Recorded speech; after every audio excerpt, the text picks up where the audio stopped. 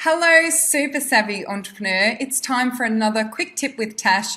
And today I'm talking about the 3 biggest messaging mistakes that I see in the online marketing and business world. So if you are still in the process of refining your messaging or you're just curious about what the big mistakes might be, stay tuned because I'm going to share those 3 quick tips with you today. So mistake number 1 that I see in this online business world is assumptions. So making assumptions about what your audience want, who they are, and building your business and your messaging based on theory alone. I recently had a conversation with someone who was interested in my mastermind, and she was talking about how she'd been refining her messaging and she's really working on it, and she wanted to get my feedback on her messaging. And when I asked her where she had tested this messaging before, she looked at me like I was speaking another language, and she said, no, I've been working on this behind the scenes for 6 months. I was like, oh my goodness, we need to test this with your ideal client. No great business was built on theory, and no great messaging was either. The only way to know if your messaging is effective is to actually try it out with your ideal clients. And even when you're in that theorizing space, there are ways that you can ensure you're not just building it on theory. So I love to do things like research interviews and asking questions in Facebook groups and surveying my tribe and asking them what they're looking for and doing it in a way where I'm not putting the words in their mouth, but I'm asking them what they want and what they need. So that's mistake number 1, is making assumptions and building things on theory. Mistake number 2 is creating disconnection. And I see this a lot in the online business world, and I got to tell you, people are wising up to this and they are not buying it.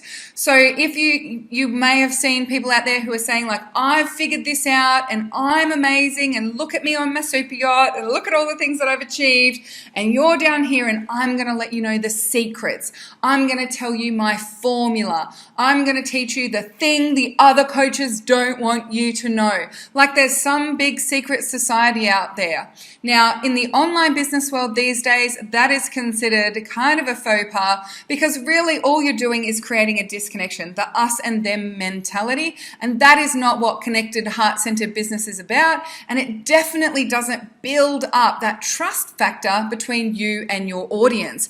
If you're constantly gating things off and telling them that they don't have the things that they need, the next layer is the thing that you need. No, now what you really need is this. All you're doing is creating a sense of mistrust and creating disconnection. And then the third mistake that I see people make with their messaging in the online business world is using sparkly words. So whilst you might think that it's absolutely 100% clear what divine feminine mastery power is, unfortunately, it's very open to interpretation, and so you're not actually creating a sense of surety about exactly what you're talking about. You're making people feel like maybe they're stupid and they just don't get it because they're not 100% clear on what it is that you're talking about. Now, to use a really practical example, what about me teaching you messaging, for example? Now, I shared with you that this is the 3 mistakes I see people making online with their messaging. I could have called this video the secrets to soul alignment with your messaging, or heart-centered feminine marketing that actually hits the spot with your ideal clients and avatars.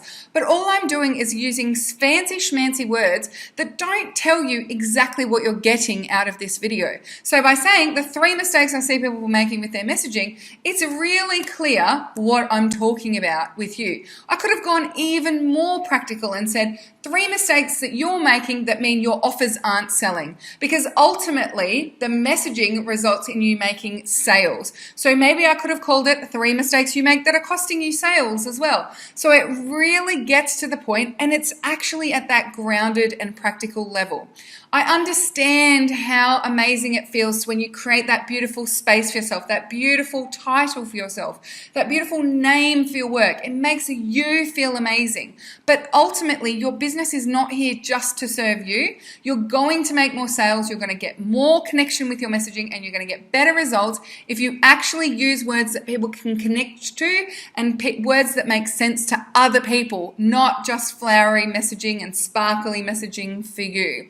So find ways to create your messaging in a way that's going to be much more grounded and much more practical, that speaks to the outcome that you help people achieve or speaks to the problem that you solve, and you will see that your messaging actually starts to resonate way more. Thank you so much for joining me for this quick tip from Tash. Until next time, I cannot wait to see you shine, and thank you so much for being part of the Lady Posse. Bye for now.